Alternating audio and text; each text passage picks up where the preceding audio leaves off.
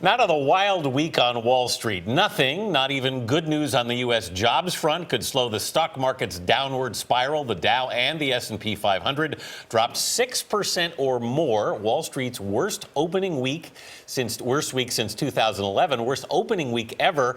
Concern about China's economy is at the heart of the crisis. CBS News business analyst Jill Schlesinger is here to help us sort it all out. Jill, good morning. Good morning. So what's going on? Well, I think this all really did start with a fear of a slowdown in China. Early in the week, China releases data on the manufacturing sector, contracted more than expected. The markets there plummeting. They have new circuit breakers. They didn't really work. It was so volatile. Later in the week, the Chinese government intervened. They devalued their currency. They're just trying to make stuff cheaper when they ship it abroad. So why do we care about this here? Okay, we shouldn't in the big picture, right? Because we don't ship that much stuff to China. But China's the second largest economy, right? And at $10 trillion, if they're slowing down dramatically, the rest of the world is going to feel the ripple effects. Some U.S. companies that do a lot of business in Asia are going to get hurt.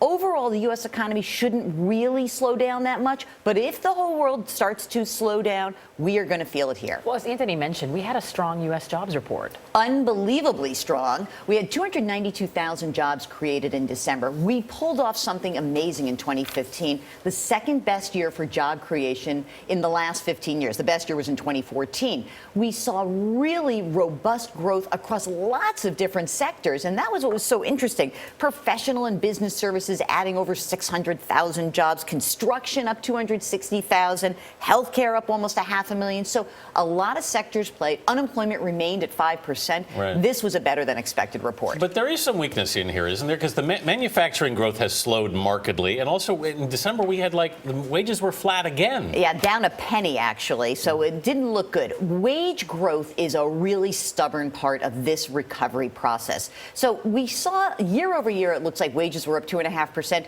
That's a little bit of a mirage because last December was an incredibly weak month, so it looks better. What economists are telling me is that we've got to get wage growth. Otherwise, we're not going to see the economy move forward.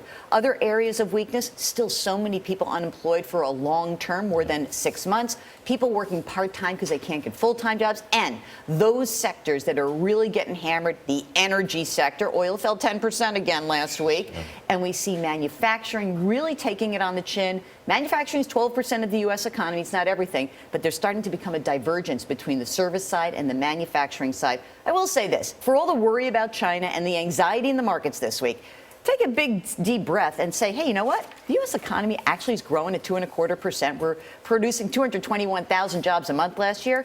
All is not lost. Right. Yeah. Don't get panic. Nervous. Right. All right, you can get nervous, but try not to do anything. An island of stability in the storm, Jill. Oh, I love that. You're so poetic. Jill Schlesinger, thank you so much.